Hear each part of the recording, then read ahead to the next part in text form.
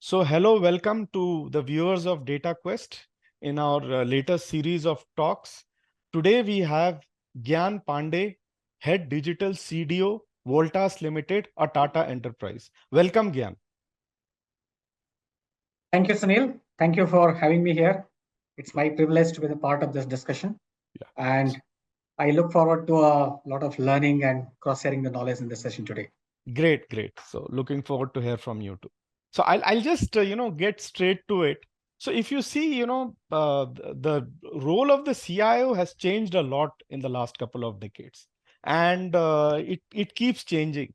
And also now we have the designation of CDO.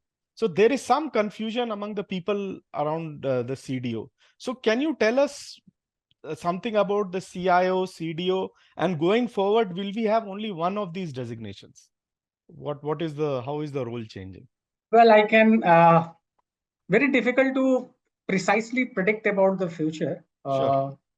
But this has been an evolution, and Right.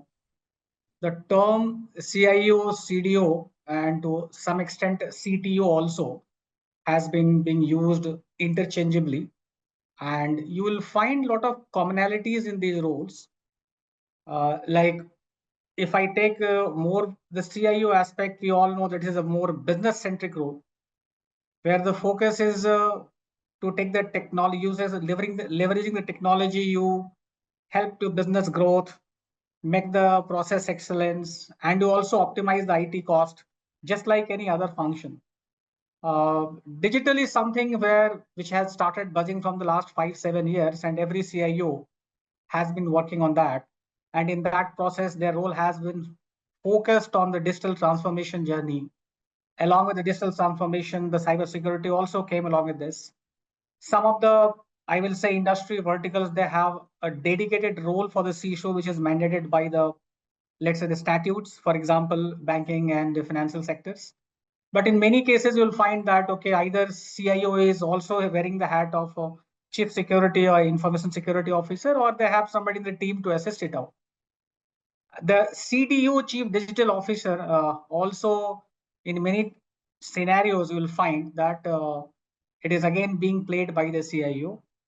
And in different organizations, depending on what I will say as an at the board level or the management level, what is their top priority, whether it is the conventional IT or the more new kind of technologies, which is basically helping out the business to take the next level. And these are not the traditional ERP, CRM, supply chain. These are basically the technologies which is nimble, enable you fast, do the things in a very short time, achieve the goal, and do the incremental things over a time. So whether we talk about mobility, cloud, we talk about the new technologies for the integrations, JSON, and all these things. So this definitely has a leap forward in terms of, I will say that execution speed and also bringing far enhanced user experience through bringing everything on the native applications on the mobility and all. So, but when we say digital with respect to the CIO, it is a more kind of a making the processes automated end to end, bringing the visibility, taking the insight, and based on the insight, either you take in the direction of the business growth or you take in the direction of that how you can optimize the process and bringing the bottom line excellence. So CIO, CDO has been interchanging role. Most of the CIOs are playing the role of CDO as well. But where an organization is more focused on the B2C kind of things, or where you are directly touching the customers, I think the chief digital officer become far more relevant because then your focus will be heavily on the customers. And then you will start focusing and your technology operations in terms of traditional IT infrastructure. That's a kind of putting the green light on your traditional ERP changes, change request, enhancement, upgrades that will go. But when you talk about CDO, it goes beyond your traditional IT. It goes beyond your optimizing the cost. It's more inclined towards innovations, business strategy, how we are going to be more focused on the new emerging technologies, and stitching the use case stories for your business growth, and also making sure that, okay, how you can take an edge over your competition, how you can bring better experience. And when we see digital, it's not only external, you also bring the things internal. So when you internalize, that means not only technology, but in the entire work culture, the way you operate, that change you want to bring. So digital will be not only concentrated in the IT. When you say CIU, it's a more technology concentrated to a function. But the moment you bring digital, it becomes end to end and beyond the organization also when you look at the technology. So that's quite interesting. Thank you for in such simple terms explaining the difference between the CIO CDO, because that is the most biggest confusion if you see nowadays. Now, whether Yes. it is the CIO CDO, I mean, you faced great challenges during the pandemic. You saw a sea change, and we saw a lot of tech acceleration or technology acceleration. So, do you think that the Indian industry has upgraded the way it should have? Are we now ready for better tech and business processes? And will we handle such crises better? As in, is the BCP more robust, would you say? So Sunil, I think COVID has not so good stories if we talk about the society or the human side, healthcare side. We all have lost some of our near and dear ones and all.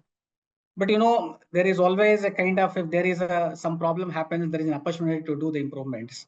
And I think in that aspect, we as a country and IT as a function in different verticals and different companies, it has definitely established the fact that the way we have embraced the technologies, done this whole transformation across the industry, and still, I think in no time, even the change management and all, which used to be very difficult in terms of technology in any organizations, it got so much focused from the board level, from the business survival aspect, from ensuring that, okay, we are still ongoing business, making profit. There were services which were kind of essential services where people, even whether they were physically present or not physically present, we all have been served. Our electricity was running, or telecom was running, our entertainment channels, TV were running. Nothing got stopped, right? More or less. We have a challenges on the healthcare and hospitals, medicines, pharmaceuticals, scarcity of medicines, availability of the doctors, scarcity of the bed. Fortunately, on that also transformation has happened. You have a lot of kind of uh, telemedications, collaborative approach in the patient interactions, more and more pharmacy drugs being delivered within an hour or half an hour or 2 hours, depending on which area you are. So in industry also, this for country like us, it has been a great success story and great demonstration of that, how the absorption of technology happens. The same team which used to take years together to implement certain change or a project, that has been done in few months, and that too with a great success rate. And most important, a lot of adoption has happened. So, and this thing was kind of flowing around not only in the organizations but all across the society. Even the person who is a tea seller, he is also equally digitally enabled now. He doesn't bother that whether you have the currency in your pocket or you don't have, the UPI is there to take care of that. So this things has gone to that route, and the holistic way we as a country, I will say that we have taken a leapfrog in terms of the digital transformation. Now that is but at the same time, there has been a lot of learnings also out of that. And when you start kind of accelerating too fast on a terrain which is still not meant for that. And by terrain here, we mean that IT infrastructure, awareness of the people, certain disciplines, the way we operate the transactions on the digital format. There is still a long journey to go.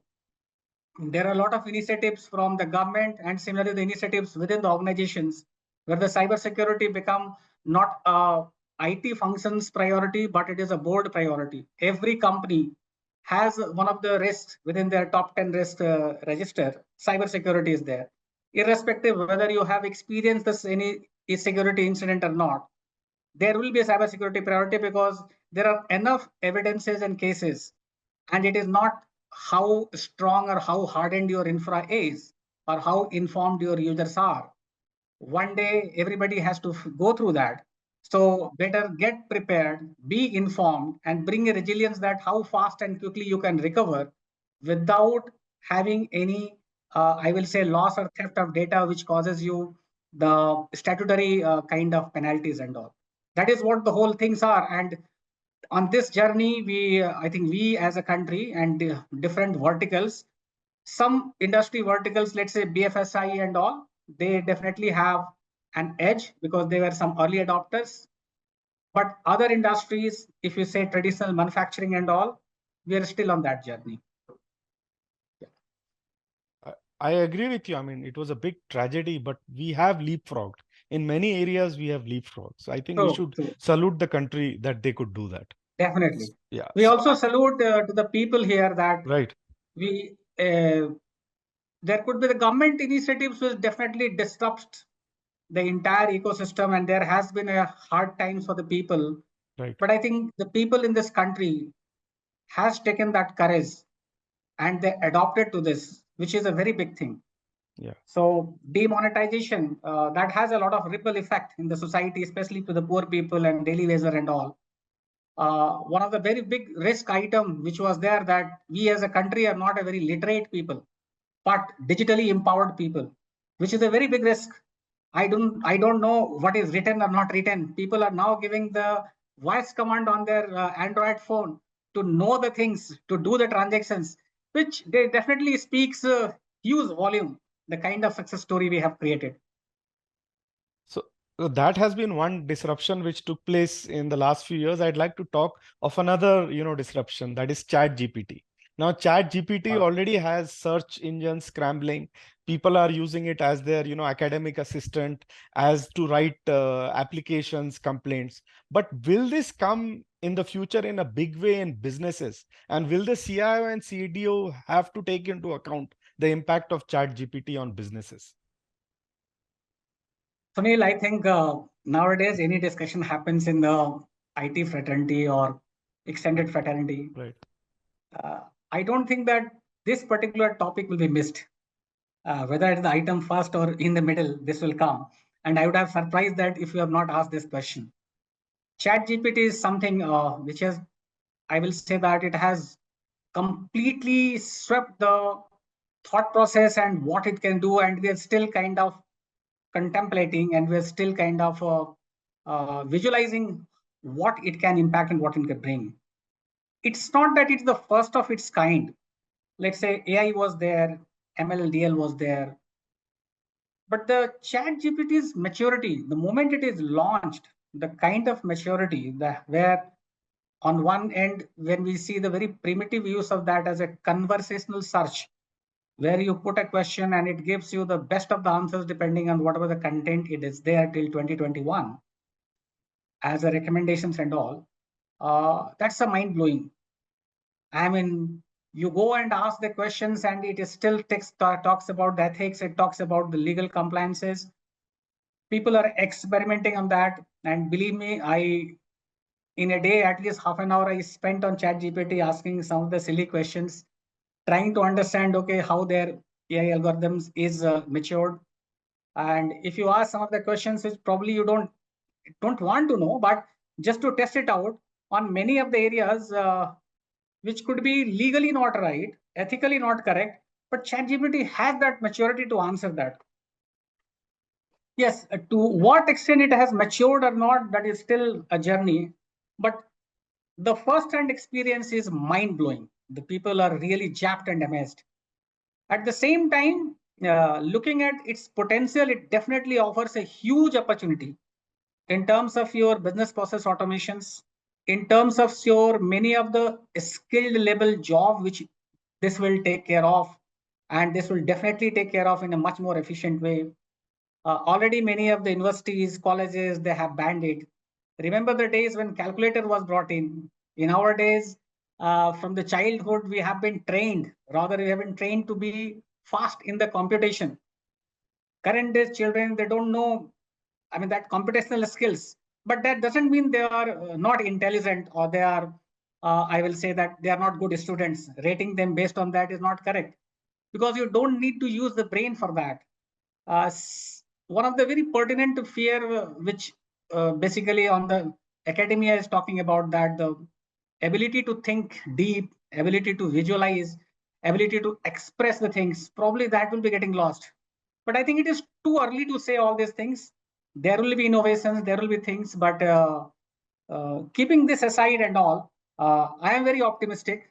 And I think in the technology sector, everybody will be optimistic on that. This will have a definitely impact on many of the processes, automations and all. But the potential still remains immense. We need to see that, okay, how it is going to and what is going to bring. At the same time, there are a lot of fears in terms of the uses of any good things being invented. There will be always uh, I will say that wrong uses of that particular enabler, and which will impact you. So if it's going to be used in terms of piracy, it is going to be used in terms of, let's say, data theft, if it is going to be used in terms of uh, algorithm and all, this will be a problem. But I think as this is evolving, the regulations and different mechanism to regulate that will also come. What I can say at this point of time is that the chat GPT, because Microsoft is also talking that they're basically saying that they are enabling it on their Office 360 platform, their Ping platform, which is search engine enabled with this. This offers an immense potential for the business community. You will be remembering, Sunil, that when we started ERP implementations and all, 90s and the late 90s, every user has the expectation that I have an invoice with me and this should be entered already in the system without keying in. Now we have the answer to that. Technology has the answer. So your CEO will be calling and he will be asking that, okay, can you tell me what is the percentage of the sales coming from this branch out of this particular product lines and what is the margin? And you have to go and collect the information, validate it, and come back maybe after 2 days. And by then he might have lost the priority of these questions. But now you can get all these things just by asking the questions, whether by giving the audio command or typing it on. And it is coming with a lot of maturity. So this will enable not only with your data, but also with the data which is mined over internet, bringing the opinion and the insights and making your decisions far more insightful, which you and me or anybody else 50 years experience also cannot bring that. That's so powerful that, okay, you are bringing the entire, the knowledge, the learnings, your own data, and then you take the decisions. So it will ensure that, okay, you take the right decisions. I think fail fast and learn from the mistakes, that will be getting minimized. So that's quite interesting. It's an exciting era. We will just see it unveil in front of our eyes. Any other Right. emerging technologies you think are interesting in which in the next few years, apart from AI, ML? What I can see is that in the emerging sense, the healthcare sector, education sector, and many of the professional services, which is based on the lot of knowledge and experience, that is going to be impacted directly on, which are basically professional services. Let's say legal, general physician. Uh, if you talk about experts in the certain subjects who are giving the tuitions or the courses, professors of the universities, this whole model is going to be changed, and it will no more be a kind of only a physical institutes, physical interactions, single place classes being running. The delivery of the education is one thing which is going to change drastically, but also at the same time, if you talk about the Neuralink and all, and chat GPT being in place, having a kind of a humans getting enabled or empowered for enhanced learning and enhanced uses of the learning, I think that is going to empower us radically. And of course, on the kind of healthcare side, there are many innovations are going, and healthcare has been always a kind of a area where people have been investing in the last 15-20 years, in the time the digital technology has taken the leapfrog. Earlier it used to be very labor intensive, time intensive kind of things, but now with this cloud and AI, ML, DL coming, doing the things and getting into the inference, you can shrink down the whole things from couple of decades to the couple of years, Well, we know that there has been a lot of stories on this Pfizer's vaccine and all. But keeping that aside, these kind of vaccines which takes decades to together to bring in, I mean, the technology has enabled them to do it in a year time, and that too with a lot of preciseness. So the healthcare definitely is going to be one of the area where the technology has a lot of advantage. Now FDA has already approved, the synthetic eyes. You can print the 3D eyes and it can be used. FDA has also approved putting this the Elon Musk this Neuralink kind of things, that implanting the chip for some of the diseases, kind of controlling and regulating it, like Alzheimer's, Parkinson's. This is going to be great help. Well, of course, any innovations coming, there needs to be a proper uses control so as it cannot be misused. That's the one area. Second is that our day-to-day life. Look, I was watching one of the interactions of the famous one Japanese scientist, where he's saying that, okay, the chip will be very, very, the chip shortage we all experienced during the COVID and all, and anything and everything what we do today is enabled to the chip. And going forward, I think the human beings also will have multiple chips or single chip implanted in their body to enhance their learning, performance, the way they live the life. If that is the case, then the one thing which is going to be commoditized completely is the chip industry. So imagine the fact that, okay, if there are so many chips and everywhere the chips is there, that means intelligence being built. Uh, the downside could be that, okay, there is nothing called privacy. I think that is why there is so much of data privacy and privacy is coming in place. How things will be regulated and all this will again evolve. But directly, the unskilled or semi-skilled jobs, they will become minimal. You are talking about autopilot cars. We are talking about many things done by the robots. We are also talking about the future workplace like cyborg, and you are also talking that with the minimal humans and the more and more machines interactions will be there. We are still, what we are trying to visualize is based on our current challenges and the knowledge and experience of the new technology. The future may be probably drastically different than this. Now, one ChatGPT can change so much of thought process. It can create so much of ripple across the industry, across the society. Just imagine that, okay, similar solutions or similar AI enabled, deep learning enabled solutions are coming in different areas. What could be the use cases and how the life would change? I completely go by the Sundar Pichai's word that internet was one thing which revolutionized the world, the way we operate. The power of AI is immense. We cannot even comprehend that how much change it can bring. So I will leave the thought with this only. No, you're right. It's quite fascinating. And as I said, we are going to watch all this unfold in front of our eyes. So, And yeah, Sunil, I think we are very lucky to be born right. in this age Correct. where we have seen the technological evolutions of the last 5,000 years, which we have used. And we also have seen the technological evolutions or the industrial evolutions of the last 200 years, which we have used. But in the last 30, 40 years, the way things has changed and transformed, and the acceleration of doing the change, who knows in the next 10 years where we'll stand.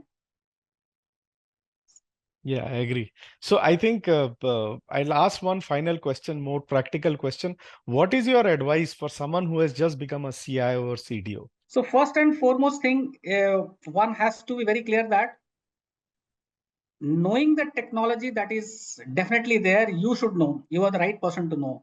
But there is a layer beyond that. You need to think from the business aspect. So with the moment you put yourself more from the business aspect thinking, you need to understand that, okay, any technology which is there in the landscape or which we are going to buy it from the outside, the amount of investment and the amount of benefit is going to bring, how it is going to get aligned with our the existing landscape, how we can see in the processes if there are certain things which can be automated with the existing landscape or outside, because it's not necessary that, okay, once you assume the role of CIO, you start bringing and building new technology stack within your organizations. First you need to understand what our business is, what are the things which IT can help. make your housekeeping proper, put the process in order. That should not be your area which you will be doing in day-to-day operations. That focus is more from the governance aspect, but you should focus more on how you are going to helping out the business in their processes, in the business growth, in making this processes excellent, getting the things automated, bringing the insight, helping out the business. And wherever you feel that, okay, business is not aware of the technology, but you are convinced looking at the different competitions and all, try to do small POCs on that, build a case story, go ahead and demonstrate it, and enable them to adopt the technologies. Because one of the very important thing a CIO has to think, not only to think only from the business aspect, but he has to also drive a lot of changes. Most of the people, they're still on their learning curve to understand the digital part. Everybody will talk about digital, but they still feel that digital is more about the IT. Only IT has to do this. Now, when we say the CIO has to play the role of this digital transformation, he and she has to ensure that each function, each process is capable of some digital knowledge. That means this digital capability is not only in IT or with some vendor. It is there in every function, every department. So when you then create some changes and all, carrying out that change and adoption will be easier. Another important thing is that, okay, because in that journey, based on the budget and based on the priority which is set by the business, you will be implementing the technology and solutions. Make sure that, okay, cybersecurity is always the part of that. It is not a special project or a separate project. Cybersecurity and awareness solutions related to that, it is together as a part of the, it's like a goalpost which will keep on moving. But at the same time, this is not a one-time project or one product project. It's a continuous thing, and it goes beyond IT. That means it's not only with IT, it goes beyond IT, and everybody should be having the far more awareness and all. Another important part is that, okay, the digital business side. So digital marketing, your e-commerce channels, how you can bring the better experience to your customers, because now the businesses are no more the products or the manufacturing, converging towards experiences.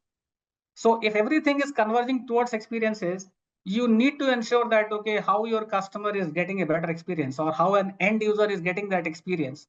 It could be journey. First, you start at the stage which is priority to the business, but take it forward and make sure that it reaches to your customer.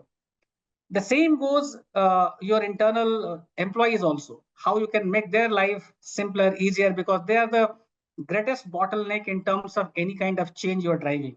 And one of the reason for every change is that the change is not conveyed to the last level. Now, I think board and the leadership is very much aware that the change has to be always driven from top down. Top down is fine, the directive is there, budget is there, focus is there, KPIs are defined. But the last person who is working in the department, he is still confused.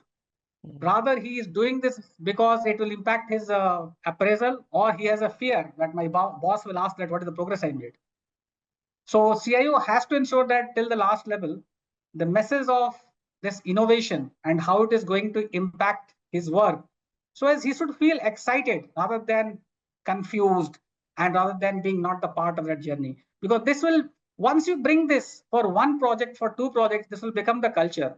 Then driving any change will become so smooth, and innovations will become the part and parcel of the your organizations. One important, while these are the things which is very strategic and take long term, one very important thing is that regarding data. So there will be data generations in the different formats, and the data collations and informations based on which the decisions are being taken. Think about that, okay, how seamlessly and how you have a single source of truth. So as you bring the right insight to take the right decisions, you will always have one or other kind of tool, but those tools, visualize that how it can be better leveraged in bringing the insights which makes the decisions proper. You bring those across cross functions information and data, merge it together, stitches kind of insight, share it with your, let's say, within the CFO team or within your manufacturing team, take their inputs and ask the team to refine it further.